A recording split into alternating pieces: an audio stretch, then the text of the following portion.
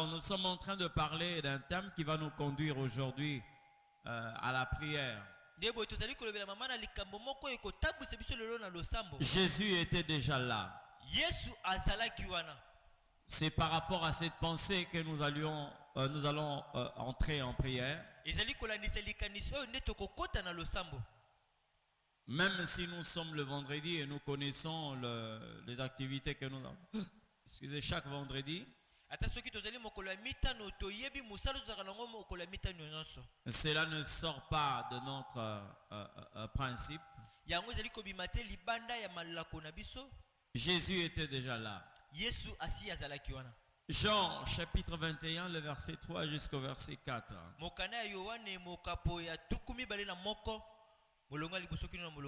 Jean chapitre 21, 3 à 4. Nous lisons la parole du Seigneur. Simon Pierre leur dit: je veux pécher. Ils lui dirent: nous allons aussi avec toi. Ils sortirent et montèrent dans une barque. Cette nuit-là, ils ne prirent rien. Le matin étant venu, Jésus se trouvait déjà sur le rivage. Mais les disciples ne savaient pas que c'était Jésus. Amen. Que le Seigneur Dieu nous bénisse. Je crois que pour ceux qui étaient là le mercredi, vous avez la pensée de ce qu'a été le message de mercredi. Et aujourd'hui, nous sommes en train de continuer ce message que nous avions commencé avec le Seigneur. Bien-aimés, pour ce qui est de notre rappel, les disciples, après la mort de Jésus, bien qu'ils entendaient que Jésus allait ressusciter, bien-aimés, certains ont cru que c'était un simple discours qui pouvait peut-être s'accomplir à la longue ou à la fin de temps. Mais or, Jésus leur a donné même des précisions sur sa résurrection. Il ne parlait pas de 3 ans, ni de 3 millénaires, mais il parlait de 3 jours. Alors, pendant qu'ils étaient en train d'attendre, il y avait beaucoup de bruit dans la ville concernant la mort de Jésus. Et pendant qu'ils étaient cantonnés à un seul endroit, Pierre va proposer d'aller pécher. Et il a fait bien de dire aux autres que je vais aller pécher. Et d'autres parmi eux se sont aussi joints à Pierre. Vous devez savoir que Pierre était pécheur de profession. Avant qu'il ne rencontre Jésus, il était pécheur. Pendant qu'il était encore Simon. Et quand il a rencontré le Seigneur, vous voyez qu'en une seule occasion, Pierre a eu à pécher avec Jésus pendant qu'il était appelé par le Seigneur. C'est lorsque Jésus lui a demandé d'aller pêcher et de prendre un poisson, d'ouvrir et de prendre l'argent qui pouvait lui servir de payer l'impôt, lui et Pierre. Et quand Jésus est mort, sachant pas que Jésus était déjà ressuscité, ils ont repris leurs activités, particulièrement Pierre. Il va entraîner aussi les autres à la pêche.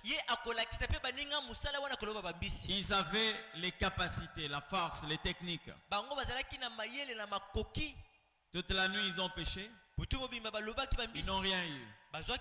Qu'est-ce qui va se passer? Malgré que Pierre est en train de pêcher avec les autres. Parce que je l'ai dit le mercredi, Jésus n'est pas venu le matin. Lorsque vous lisez très bien ces textes, vous vous rendez compte que le matin est venu trouver Jésus.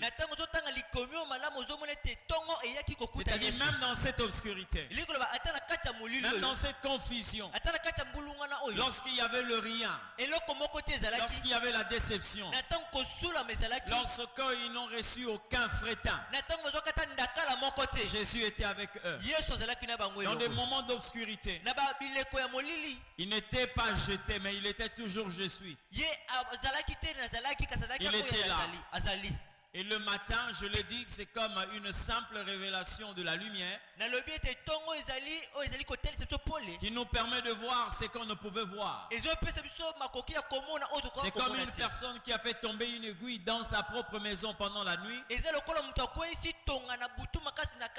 qui attend le matin pour connaître là où était cette aiguille. Mais pourtant l'aiguille était là. Mais l'absence de la lumière ne lui empêchait de voir là où était la lumière. C'est comme ce qui s'est passé ici. Jésus était avec eux. N'oubliez pas que dans ses dernières volontés, il a dit aux apôtres, je serai avec vous tout le jour. Ce n'est pas la mort qui pouvait empêcher Jésus d'être avec ses disciples. Parce que quand bien même il était mort à la croix, mais il s'appelait encore la vie. Alors dans les moments de difficulté, dans des moments de déception, dans des moments de confusion, dans des moments où on semble que l'ennemi est en train de prendre le dessus sur nous, Jésus est toujours là. Et je l'ai dit, il ne faut pas toujours responsabiliser le diable dans des moments que nous jugeons difficiles ou négatifs.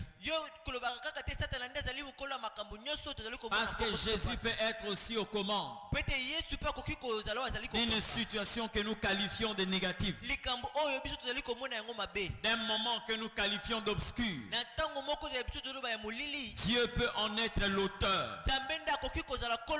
C'est comme ça que l'intitulé de ce message, Jésus était déjà là. D'autres ont la pensée et lorsque Jésus est là, tout ce que nous allons faire va progresser.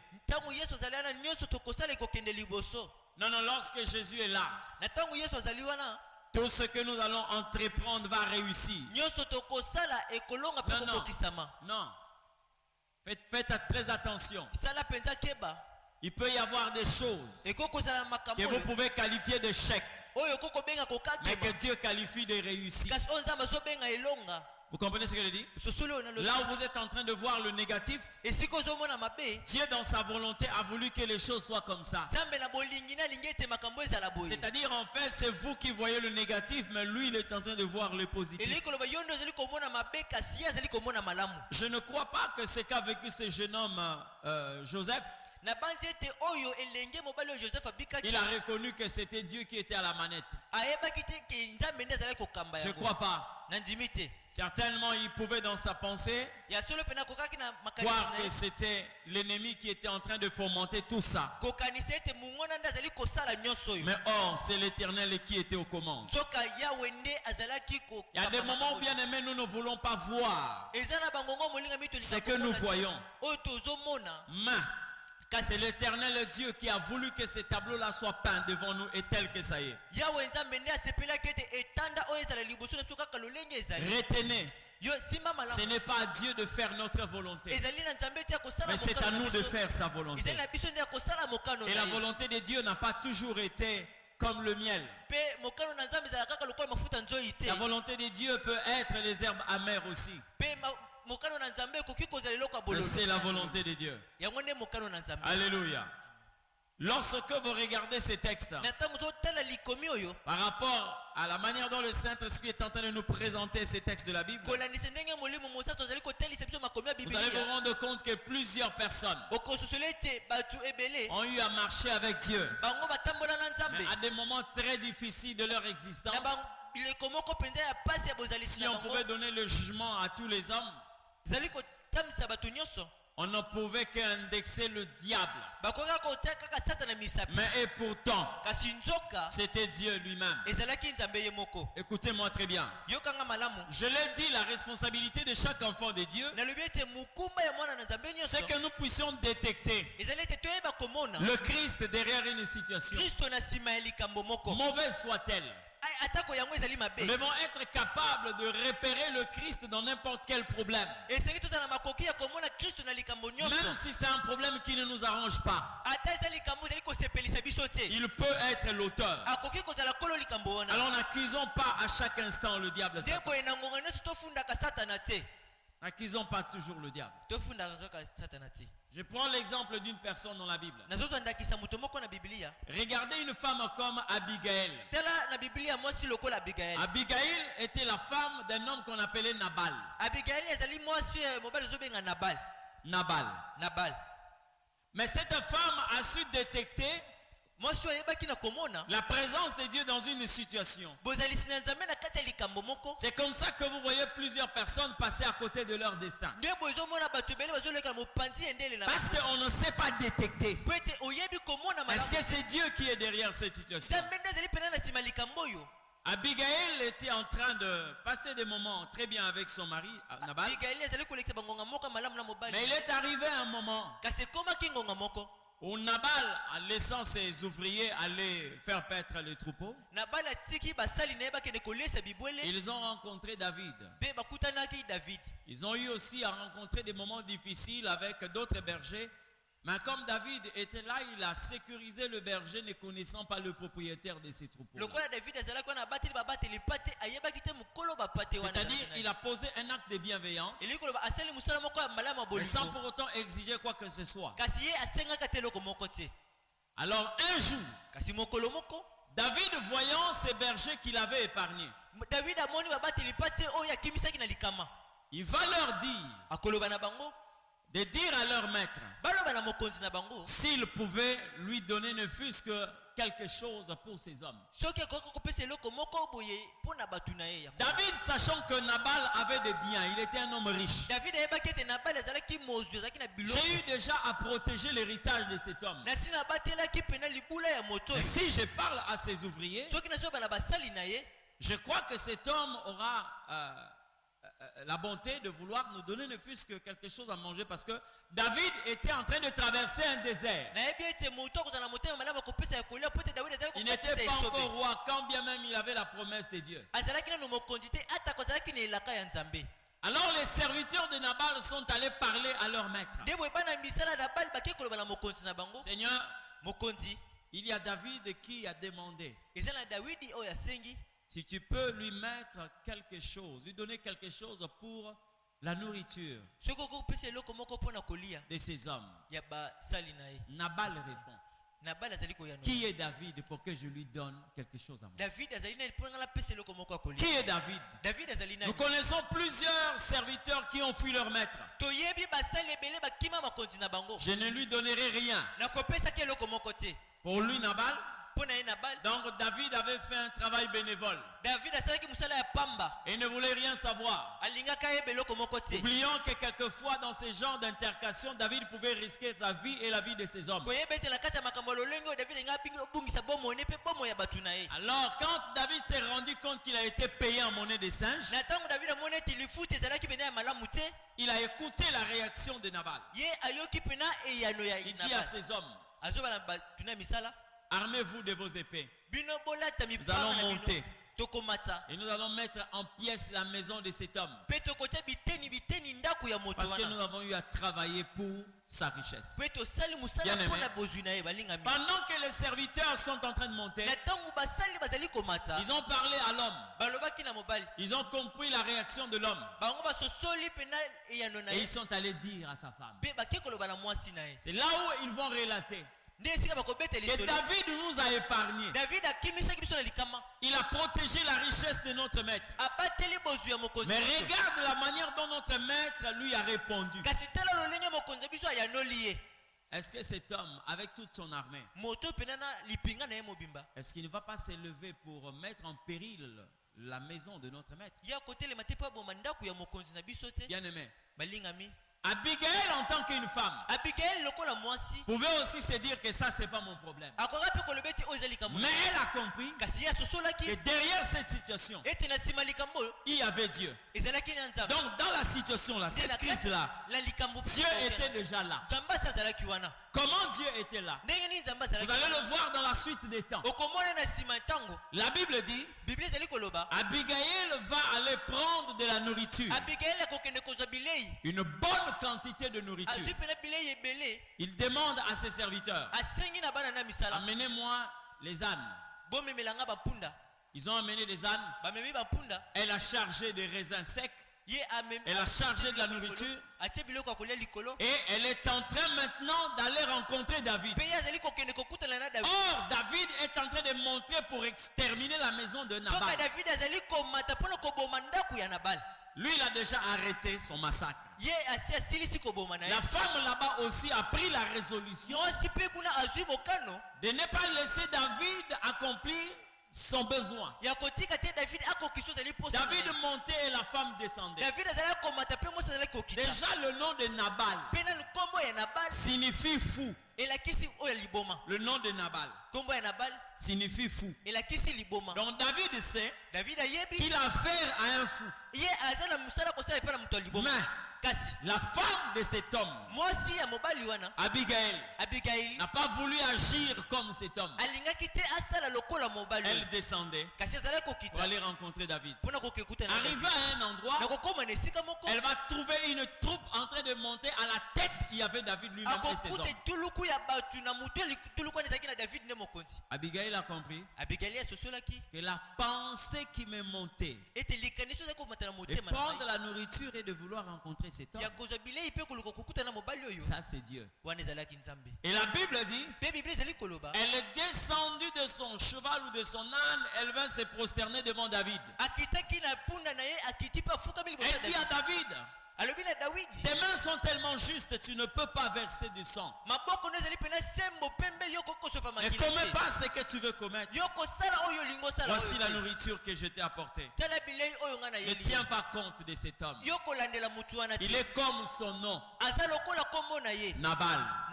La Bible dit, David s'arrêta et dit à cette femme, tu es pour moi comme un ange de l'Éternel. Parce que tu as arrêté un homme qui était prêt à commettre des crimes. Et Abigail lui dit, la nourriture est là pour toi et tes hommes. Et l'Éternel Dieu, plutôt David, bénit l'Éternel pour la sagesse de cette femme. David a pris de la nourriture. Il a rebroussé chemin.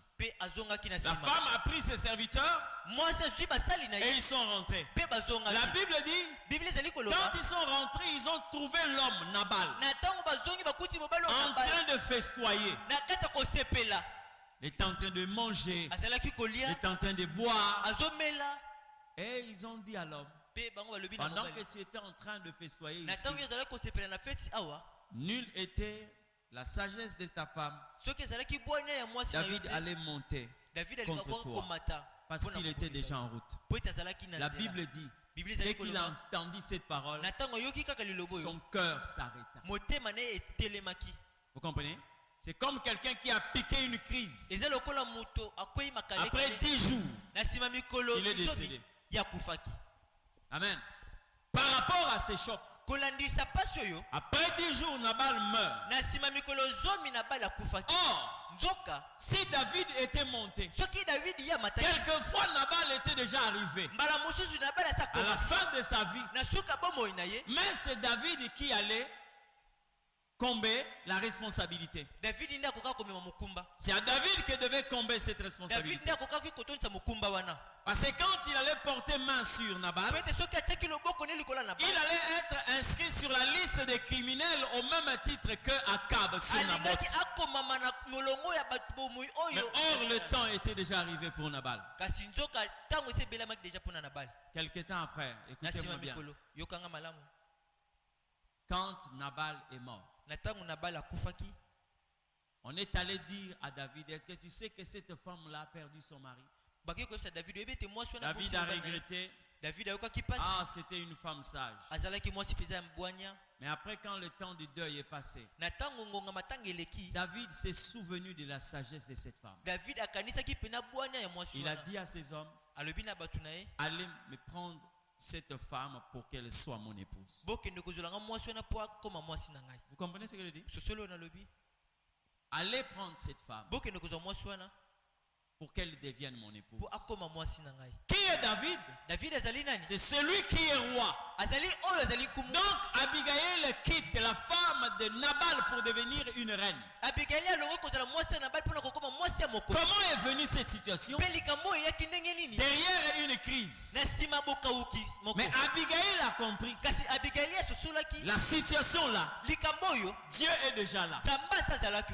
Vous comprenez? Dieu est déjà là. C'est une opportunité pour moi pour que je puisse marquer le cœur de Dieu.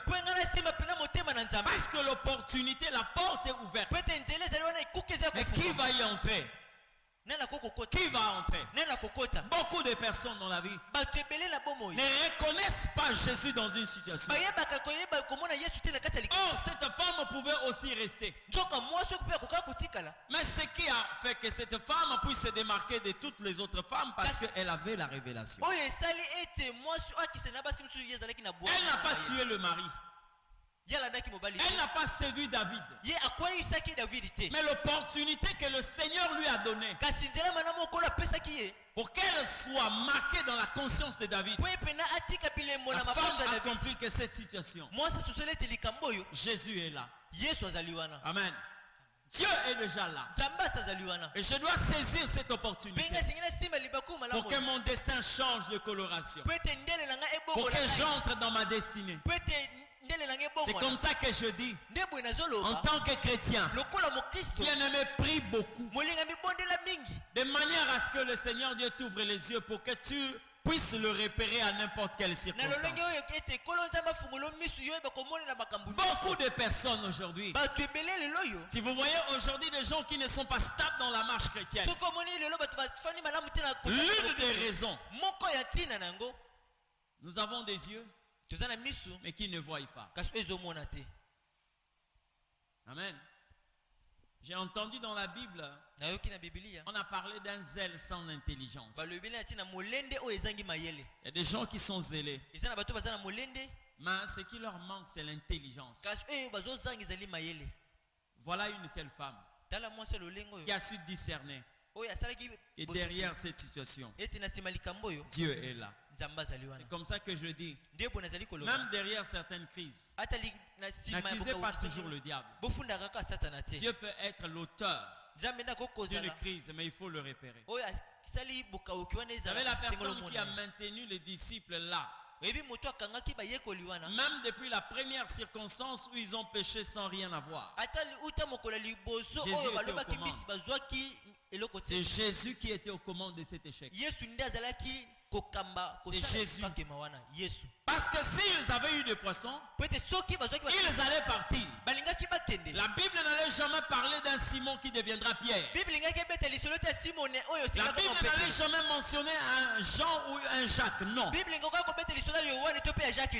Mais il a fallu que l'échec soit là. Et le fait qu'ils n'ont rien eu, ils ont eu le temps de laver leur filet. Et c'était ce temps-là. Jésus savait qu'il allait leur trouver là, en train de laver leur filet. Il y a des moments où, bien aimé, ton rendez-vous avec Dieu s'appelle la déception. Dieu te mettra dans la salle d'attente de la déception ou de l'échec pour que tu l'attendes. Il y a des moments où tu projettes monter, mais l'Éternel Dieu veut que tu sois au bas de l'échelle pour qu'il vienne te rencontrer là. Il y a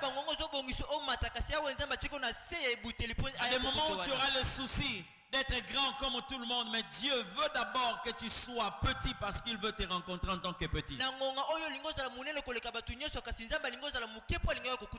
La révélation de Dieu. Savoir le repérer dans n'importe quelle situation. Savoir le localiser dans n'importe quelle circonstance.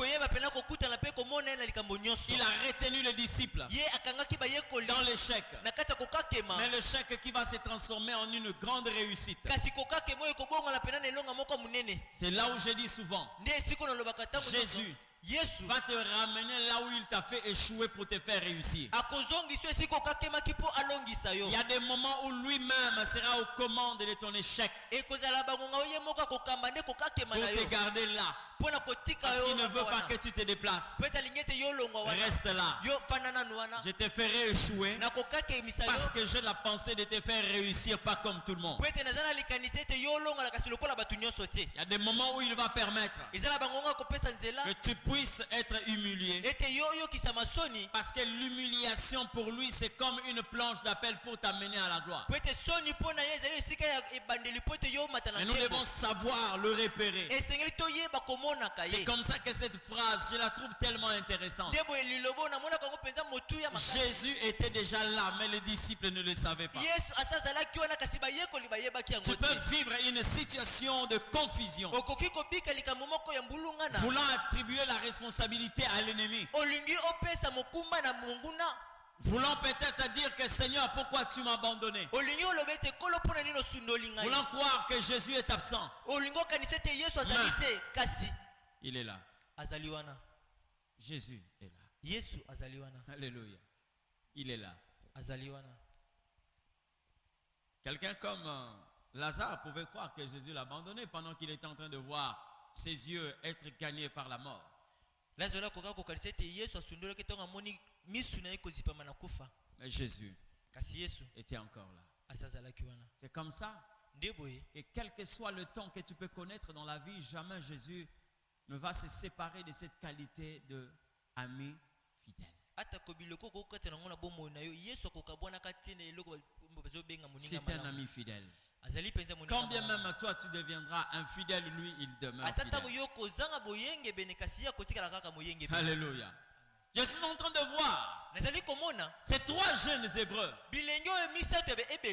Michaël, Anania et Azaria, comme on les a appelés à Babylone, Meshach, Shadrach et Abednego.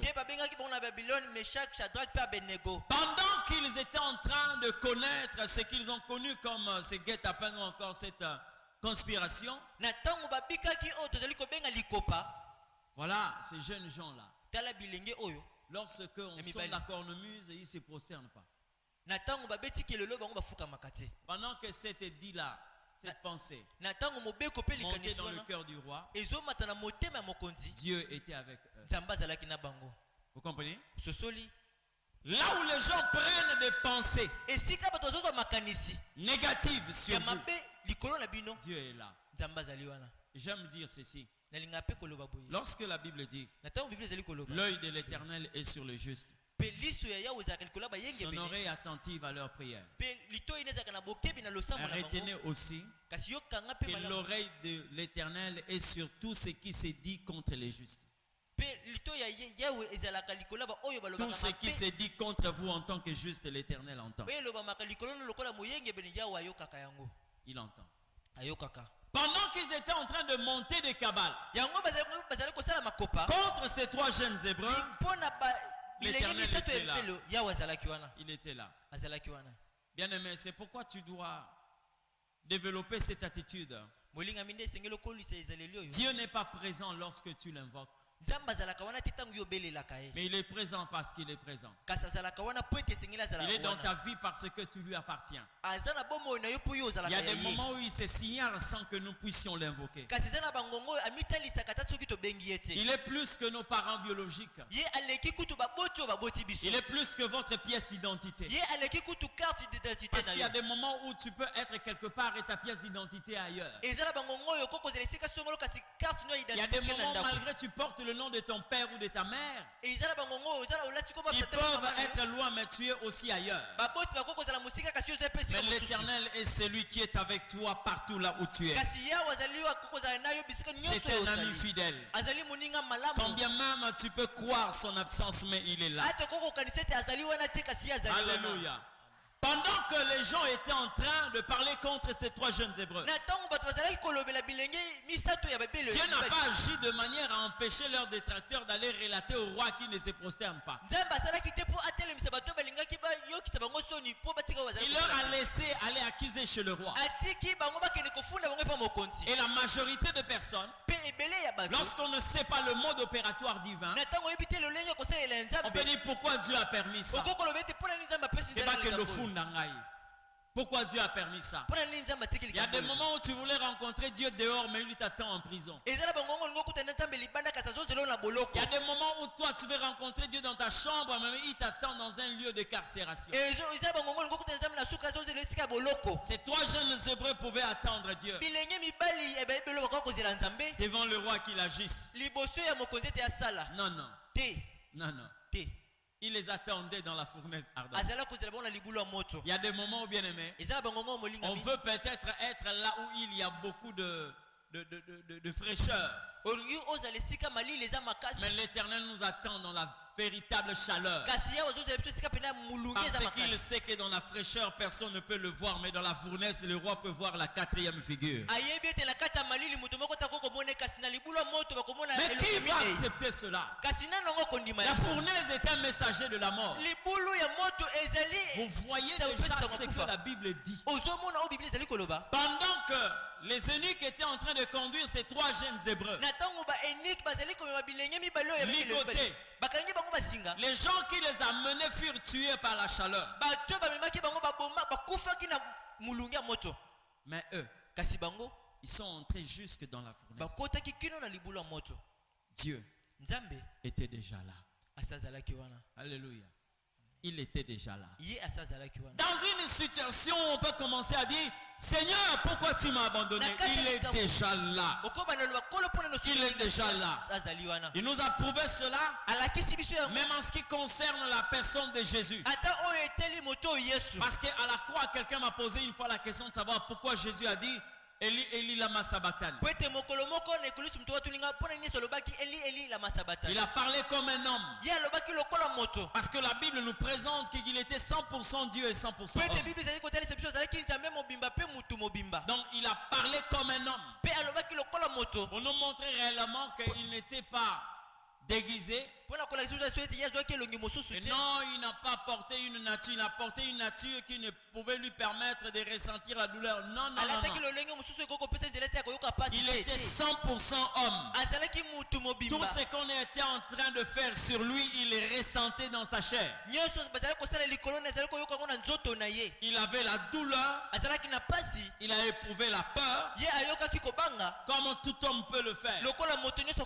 Mais il devait passer par là. Et il a exprimé comme tout homme peut exprimer devant le danger ou devant le malheur. Il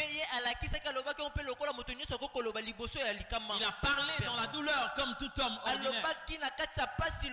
Pourquoi m'as-tu abandonné? Mais or nous savons que Dieu n'a pas abandonné le Christ. Il n'a pas abandonné le Christ. Pourquoi? Parce que tout détail de sa vie était suivi à millimètre près par le Seigneur. Vous comprenez? Suivi. Parce qu'on pouvait même aussi lui briser les jambes pendant qu'il était déjà mort. Les gens pouvaient aussi les traiter comme ils voulaient. Dieu veillait sur la personne de Christ. Parce que tout ce que Jésus a vécu à la croix, ça a été déjà dit.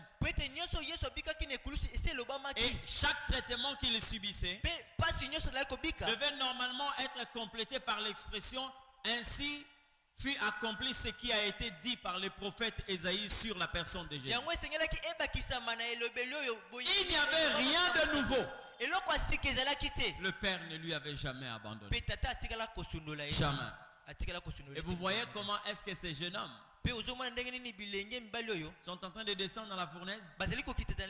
J'ai très bien lu le livre de Daniel. Je n'ai jamais vu quelque part où ces trois jeunes Hébreux sont en train d'intercéder que Dieu leur vienne au secours.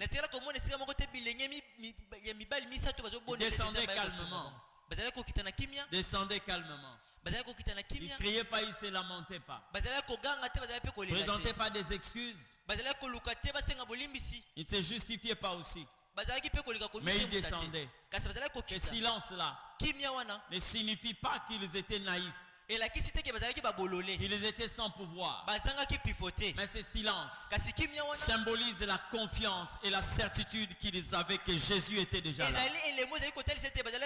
C'est comme ça que j'ai l'habitude de le dire. Quand vous lisez sa façon de procéder, Jésus est celui qui précède tout ce qu'il envoie. C'est-à-dire lorsqu'il vous envoie, c'est qu'il vous a déjà précédé dans ce qu'il vous a envoyé. Et c'est ça la garantie de notre réussite et succès. Ils sont descendus dans la fournaise. La preuve, c'est qu'ils n'ont même pas perdu un seul fil de leur tunique.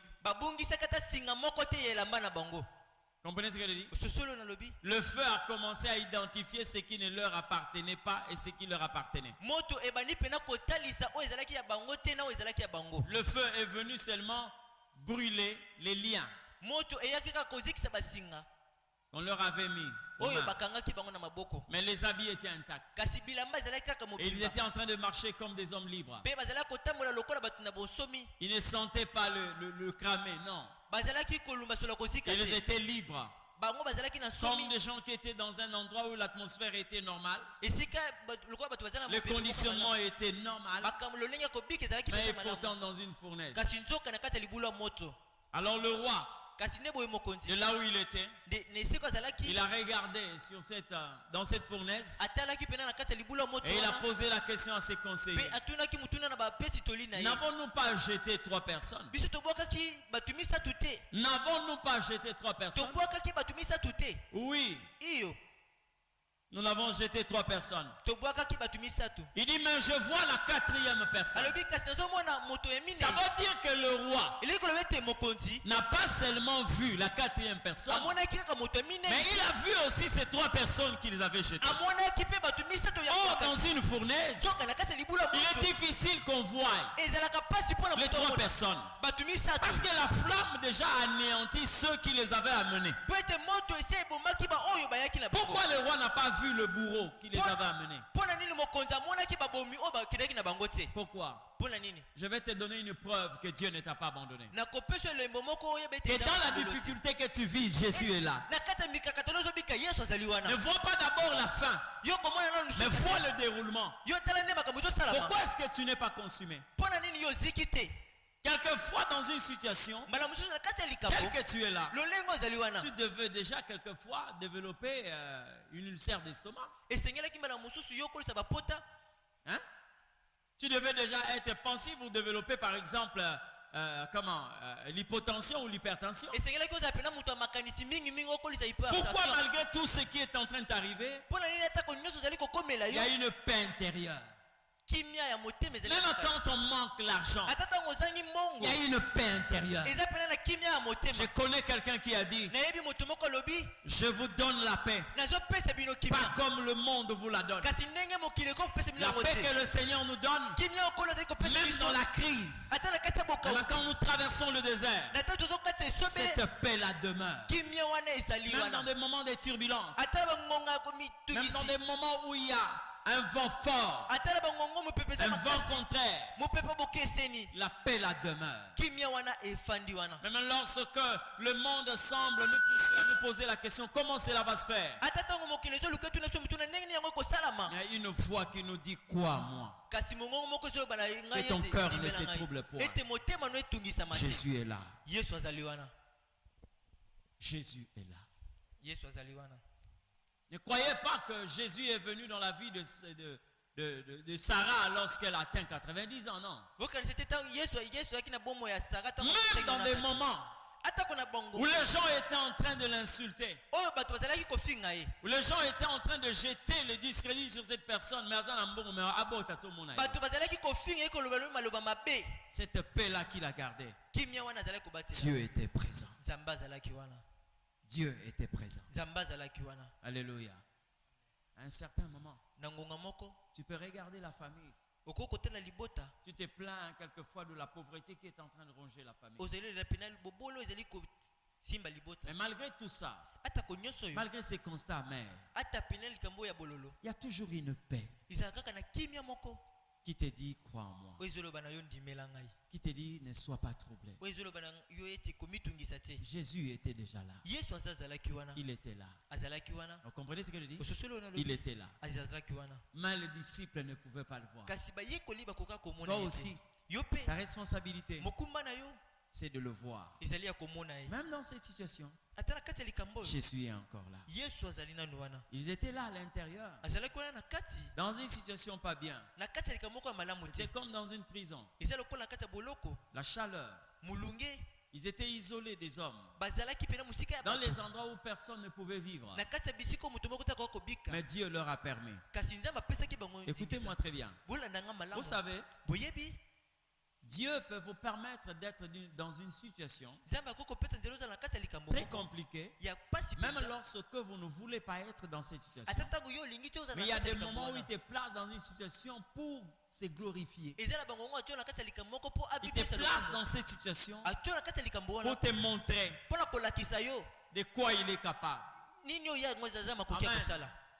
Lorsque la Bible dit l'homme ne vivra pas seulement du pain. Bien aimé dans le Seigneur, il y a des moments où l'Éternel Dieu peut te mettre dans un désert. Ce n'est pas pour te torturer, mais pour te montrer que cette parole est vraie. Tu vas te rendre compte à gauche et à droite, il n'y a même pas une mangue. Il n'y a même pas de l'eau à boire. Il n'y a personne qui peut même te donner ne fût-ce qu'un morceau de pain sans levain. Tu es dans un désert affreux. Mais tu continues à vivre. L'Éternel est là. Je vous ai relaté l'histoire que j'ai aussi écoutée d'un homme qui a passé plus de 3 semaines. Cet homme n'avait rien à manger. Il était un prisonnier politique. Maintenant, regardez la manière dont l'Éternel Dieu intervient. Il n'a pas eu un corbeau qui pouvait venir lui donner de la nourriture comme Élie. Mais dans sa cellule, il n'y avait qu'un robinet. Personne ne pouvait venir lui donner de l'eau, de la nourriture. Mais l'eau était là. Il a fait quoi? Il a coupé le morceau de son éponge. Quelle sagesse! Il a coupé un morceau d'éponge. Il avale ça. Qu'est-ce qu'il faisait? À chaque instant qu'il avait faim, il allait au robinet pour boire de l'eau. Et quand ces morceaux ces morceaux d'éponge qui avaient trouvé place dans son estomac, quand l'eau arrivait au niveau de l'estomac, ces morceaux d'éponge gonflaient. Il sentait une certaine masse, un certain poids. C'est comme quelqu'un qui avait mangé. Et ces morceaux d'éponge gardaient de l'eau jusqu'à un certain moment. Quand l'eau s'est vidée, il avait encore faim. Il pouvait encore boire de l'eau. Et cette éponge avait de l'épaisseur. C'est comme ça qu'il a résisté pendant 3 semaines. Et une personne s'est rendue compte qu'il a fait des jours ici. Il ne mange pas, mais il ne meurt pas aussi. Il est mieux qu'on puisse même le faire évader. C'est comme ça qu'on l'a fait fuir. Et il est allé. Là où il est allé, il a pris l'asile et jusqu'à se retrouver quelque part. En tant qu'un homme politique, il a fait cette déclaration. Il a été acheminé à l'hôpital, on l'a opéré, on l'a retiré ces morceaux d'éponge. Mais dans la suite, quelques années après son exil, il est revenu comme un responsable dans ces pays où il avait fui. Regardez la manière dont Dieu a préservé sa vie. Une telle personne, si tu lui donnes ces passages de la Bible qui dit l'homme ne vivra pas seulement du pain,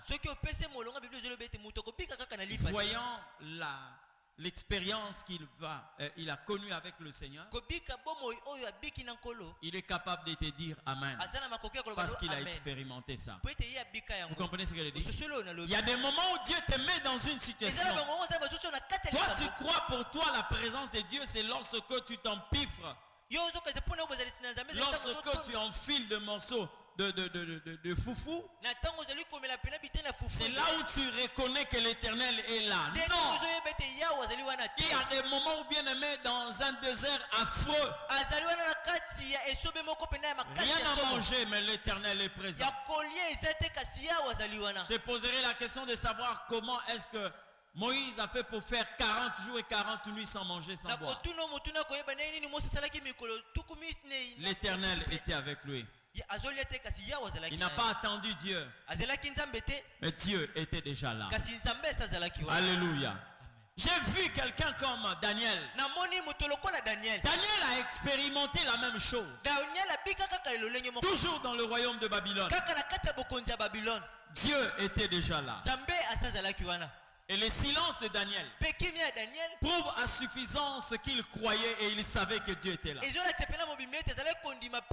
Il n'avait pas besoin de voir quelqu'un en robe blanche pour dire que tu es là, Seigneur, merci. Pendant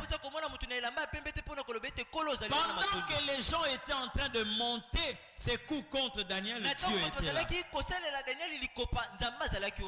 sont allés dire au roi,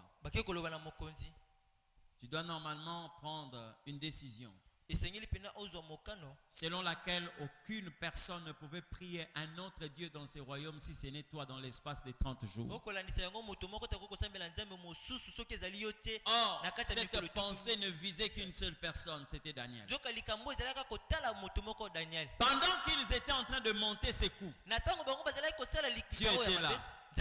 Or, pour certaines personnes, ils pouvaient dire voilà, il a fallu que la pensée qu'ils ont amenée auprès du roi, que cette pensée soit rejetée. Simba roi a rejeté pensée wana. Non, non. Dieu a permis que le roi puisse acter cela. Il dit oui, c'est une très bonne pensée. Et il a écrit une lettre. C'était un ordre donné par le roi. Comme si ça ne suffisait pas. L'édit est déjà là. Mais Daniel a pris l'initiative d'aller prier comme tous les jours. Peut-être si c'était toi et moi, connaissant que déjà il y a une loi qui interdit à tout le monde de prier un autre Dieu si ce n'est le roi. On pouvait commencer à prier disant au Seigneur, Seigneur, frappe mes ennemis d'aveuglement.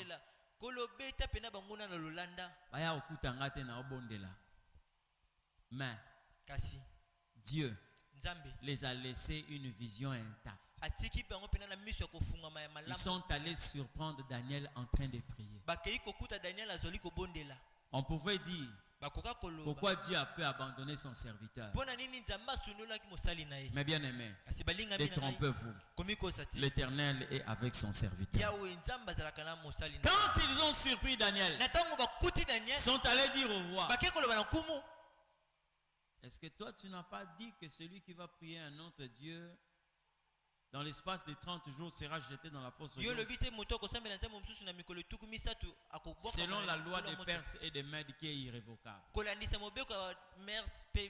roi a dit oui, je l'ai dit. On lui a rappelé. On vient de surprendre une personne. C'est qui? Daniel. La Bible dit, le roi a commencé à défendre Daniel. Du matin jusqu'au soir. Mais Dieu pouvait faire de sorte qu'il puisse avoir le dessus sur ses conseillers. Parce que la Bible dit, quand l'Éternel approuve les voies d'un homme, il dispose en sa faveur même le cœur de ses ennemis. Mais le roi a essayé. Il est tombé. Il n'a pas pu dominer sur ses conseillers. Ils ont eu raison sur lui. Le roi a dit, pas de problème. Amenez Daniel.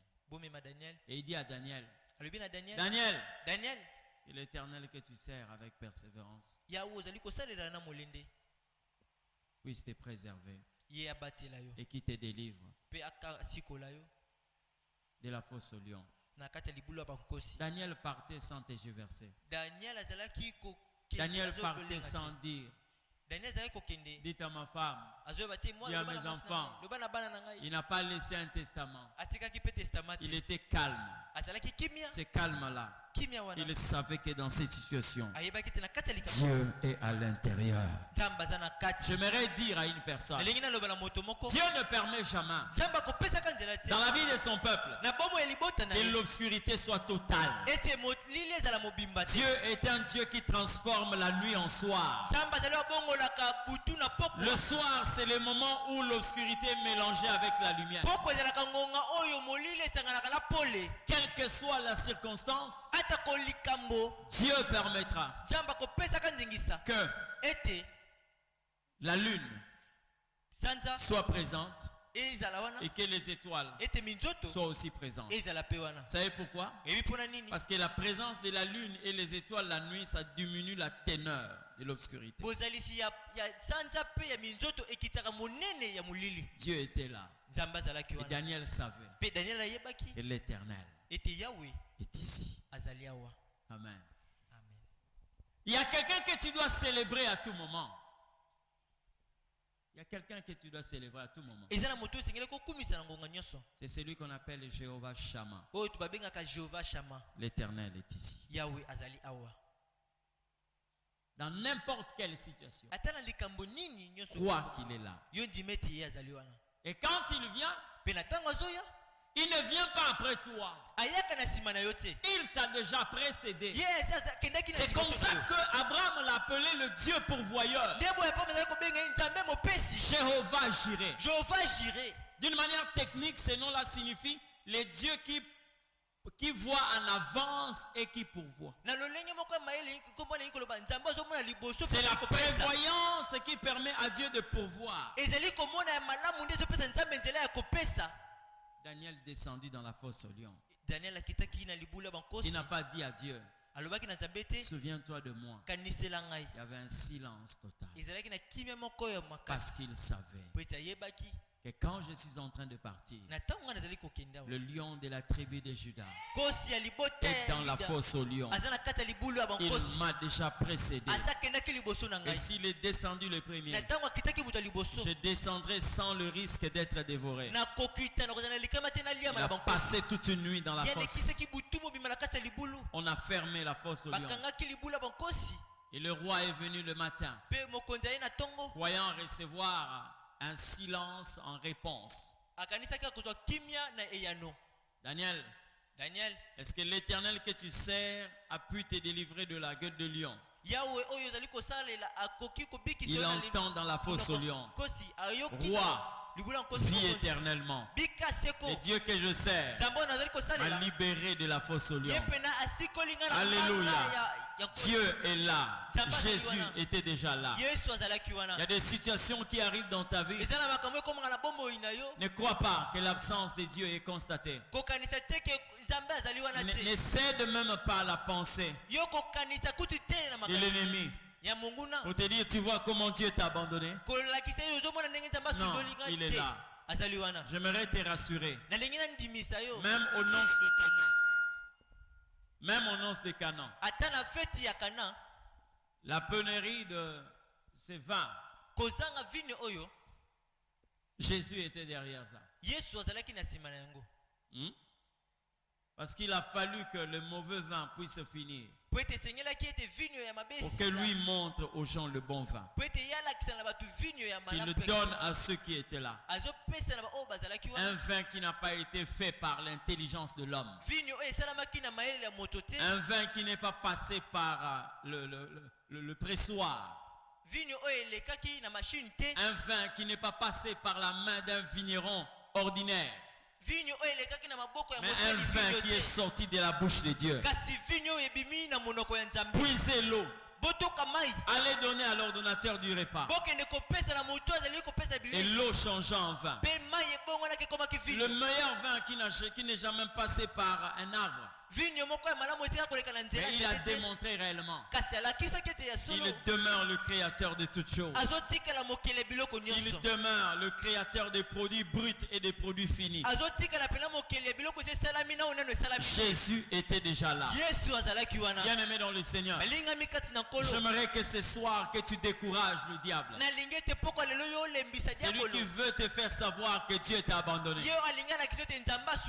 C'est lui qui veut te faire savoir que pour que Dieu arrive, tu dois crier encore plus fort. Non. Il est là, il est là, il est là. C'est nous qui rejoignons Dieu. C'est nous qui arrivons là où lui est. Mais il a toujours été. Jésus était déjà là. Mais les disciples ne le savaient pas. Dans des moments les plus durs de ta vie, je suis venu ce soir pour te rappeler.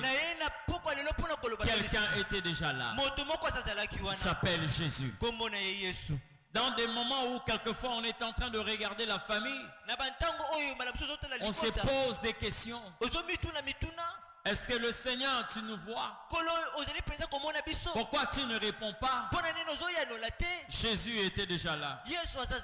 J'aimerais te dire, l'assurance pour toi de savoir que Jésus est là, ce n'est pas sa voix. Il y a des moments où il ne dit rien, mais il est là.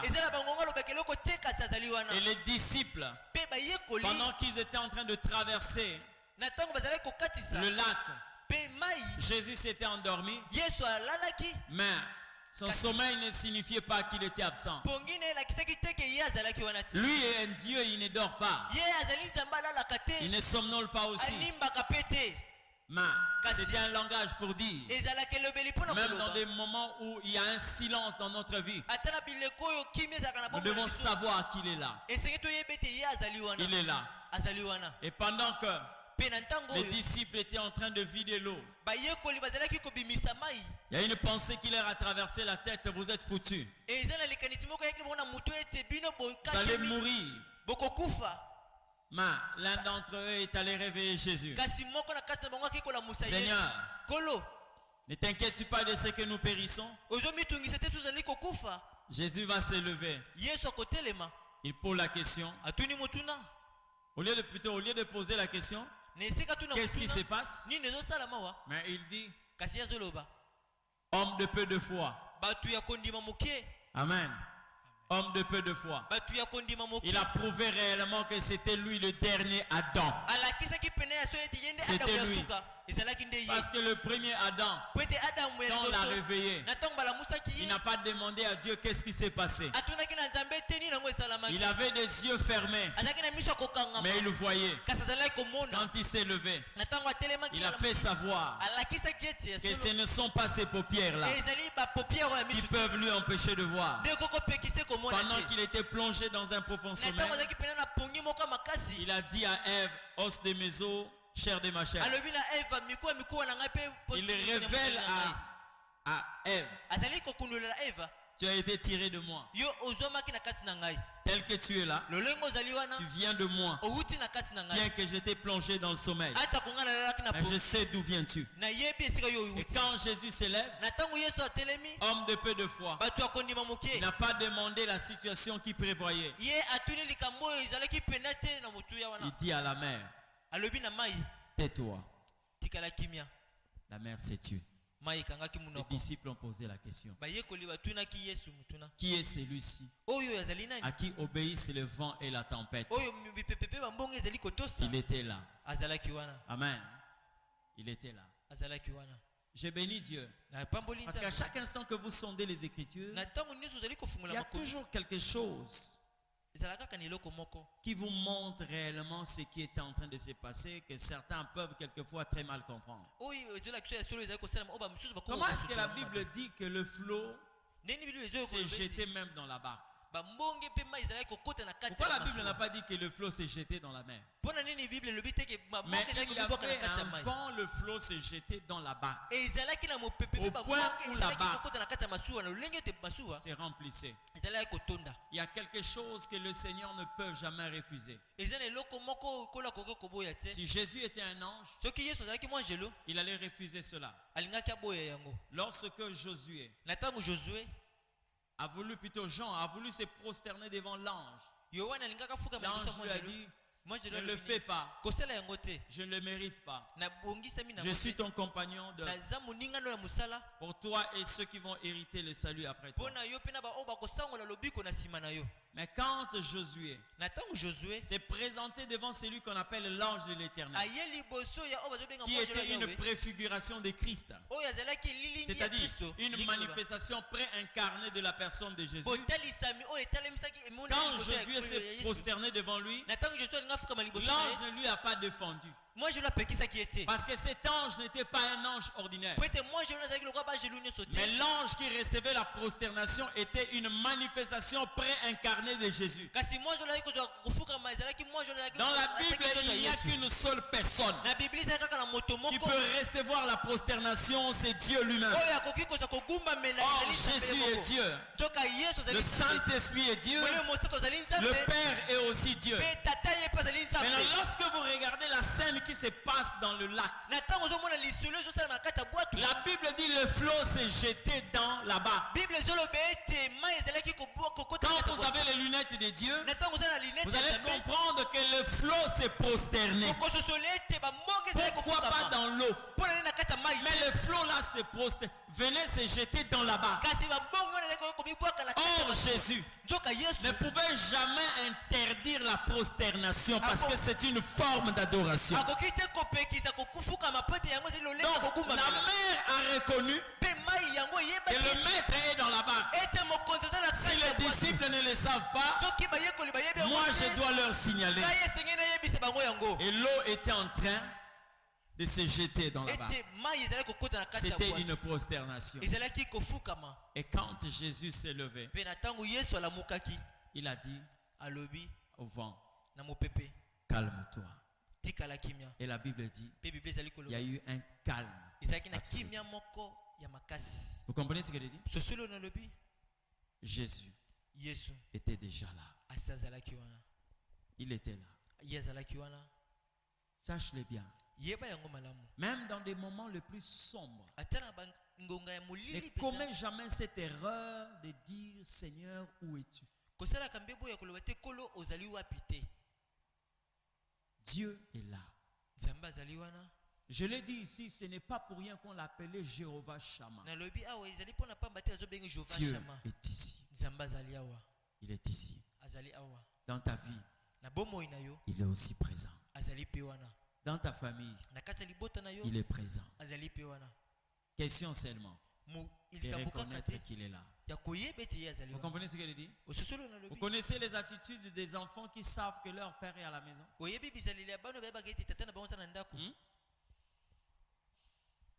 y a des moments, quelquefois, nous on les observe à la maison. Mes enfants savent. Lorsque je suis là, il y a des moments, quelquefois, je peux demander au plus petit: va dire petit Shekina. Et même ils savent que lorsque papa n'est pas là, il ne peut même pas oser dire ça. Et quand on le voit quitter le salon et venir au couloir, on dit: petit Shekina. Oh, petit Aya. Ils savent que c'est papa qui lui a envoyé.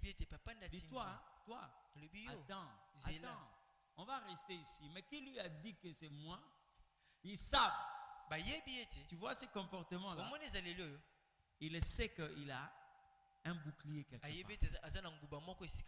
Ok?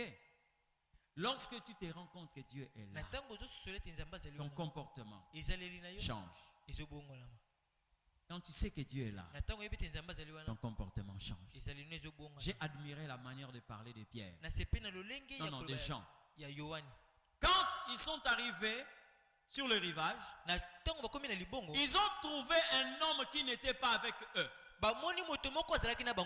mais qui était en train de briser un poisson. Azo tumbambisi. Aza na filete, aza na maison te. Mais bakuti apelisi moto azo tumbambisi. Azo yango wapibiso tozaki na kati tozumbisi te. Hein? Lorsqu'ils ont vu ça, et puis on n'a pas dit qu'il y avait un vieillard. C'est un homme qui va leur appeler petits enfants. Ah, Jean s'est rendu compte, il dit c'est lui qui avait l'habitude de nous appeler comme ça. Et pourtant, humainement parlant, Pierre pouvait être plus jasé que Jésus. Et on m'a dit ce que tu dis là, aussi longtemps que je suis là, n'arrivera pas. Hein? Il était un homme âgé, mais il était aussi fort. Jésus leur dit, petits enfants, vous avez rien eu? Ils ont dit oui. Il leur dit, jetez le filet du côté droit. Ils ont jeté. Et quand ils ont tiré une grande quantité de poissons, Jean a dit à Pierre, c'est le maître.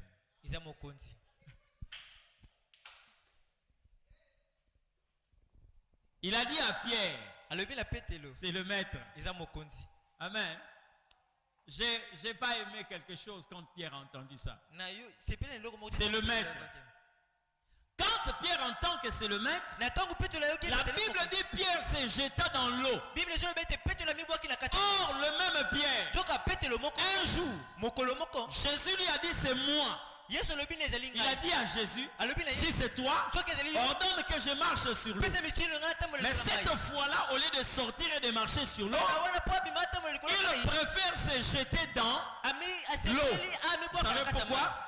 Parce que la Bible dit qu'il était nu. Il était nu. Parce qu'ils avaient l'habitude de pêcher nu. Au risque quelquefois d'avoir les vêtements et quand tu jettes par exemple le filet, un fil peut s'accrocher et t'emporter. Et c'est comme ça que quelquefois les pêcheurs ont cette habitude, quelquefois ils ont de petites culottes, torse nu.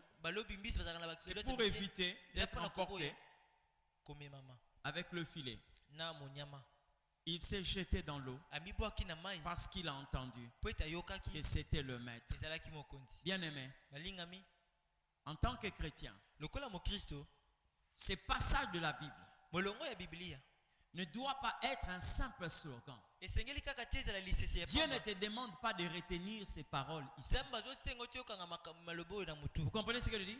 Dieu te demande à croire à ces paroles. Lorsqu'il dit, je suis avec vous tout le jour jusqu'à la fin du temps. Est-ce qu'il y a des gens qui croient à cette parole? Est-ce qu'il y a des gens qui croient à cette parole? Si tu crois à cette parole, quelle que soit la difficulté dans laquelle tu te trouves, tu allais savoir que Jésus était déjà là. Vous comprenez? Il a déclaré quelque chose que j'aime beaucoup. Même dans la famine, même dans la pauvreté, Jésus a enseigné. Il est quelquefois dans la pauvreté lorsque ses bien-aimés sont dans la pauvreté. Qu'est-ce qu'il dit? Il dira à certains, j'avais faim, mais vous ne m'avez pas donné à manger. Et ils vont dire, quand est-ce qu'avons-nous vu affamés et nous ne t'avons pas donné à manger? Jésus leur répondra, à chaque instant que l'un de miens était affamé, c'est moi qui étais affamé. Vous comprenez ce que je dis? C'est-à-dire, bien aimé, que le diable ne te trompe pas, que lorsque tu te trouves dans la crise, comme Jésus est dans la gloire, il te laisse traverser ta crise, et lui il est là quelque part, il dit moi j'ai déjà fini avec la crise. Non, non, il est avec toi. La Bible nous a prouvé que les sœurs de Lazare lui ont laissé dans la tombe. Il y avait quelqu'un qui était avec Lazare dans la tombe. C'était la personne de Jésus. Jésus était déjà là. Amen. Tu n'as rien à lui apprendre. les difficultés, les souffrances, les moments difficiles, la douleur, il est avec toi. Il est avec toi. C'est à toi de savoir, de lever tes mains et de dire Seigneur, je sais que tu es là. Je sais que tu es là. Mais il faut que ma souffrance se rende compte qu'il y a quelqu'un de plus puissant qu'elle. Seigneur, je sais que dans cette pauvreté, tu es là. Mais il faut que la pauvreté reconnaisse qu'il y a quelqu'un de plus puissant que lui. C'est toi, Seigneur. Il est temps que tu te révèles. Je sais que dans cette maladie, Seigneur, tu es avec moi. La douleur que je ressens, tu es là. Mais il est arrivé le moment où que ma maladie se rende compte qu'il y a un nom qui est plus puissant qu'elle. Il est temps que tu te révèles. Alléluia. Jésus était déjà là. Ce soir, j'aimerais que tu puisses prier. Lève-toi là où tu es. Je vais prier avec toi ce soir. Je ne sais pas quelle est la situation qui te dérange, mais j'aimerais que tu accuses la présence de Dieu ce soir.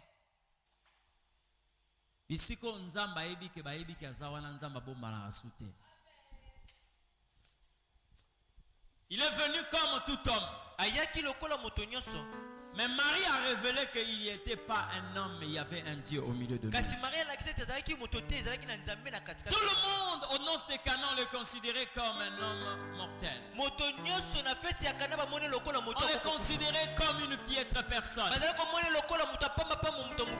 Mais il y a une femme qui connaissait qu'au milieu de ces hommes, il y a un Dieu.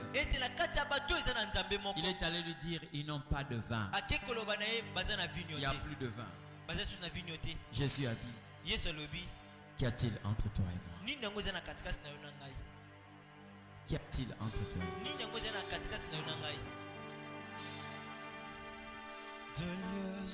Là où on le reconnaît, il ne se cache. J'aimerais que tu prennes un moment de prière où tu es en train seulement de reconnaître sa présence. Il ne vient pas quand il invoque. Il se manifeste lorsque tu le reconnais. Il est là, il est là. Jéhovah Shammah. L'Éternel est ici. Lève ta voix, commence à prier. Commence à prier. Ici près ou loin là-bas, tu es de mon côté. Ta seule présence suffit pour éculer toute une armée. Tu es là avec moi, Emmanuel est là, ici présent avec moi. Emmanuel, Jésus. oh, Emmanuel est là, ici présent avec moi. Emmanuel est là.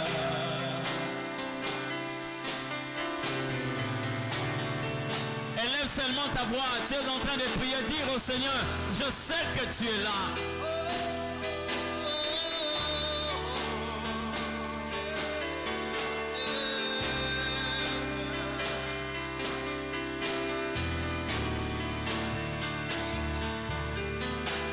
De lieu en lieu, pas à pas, tu es avec moi. Ici près ou loin là-bas, tu es de mon côté. Ta seule présence suffit pour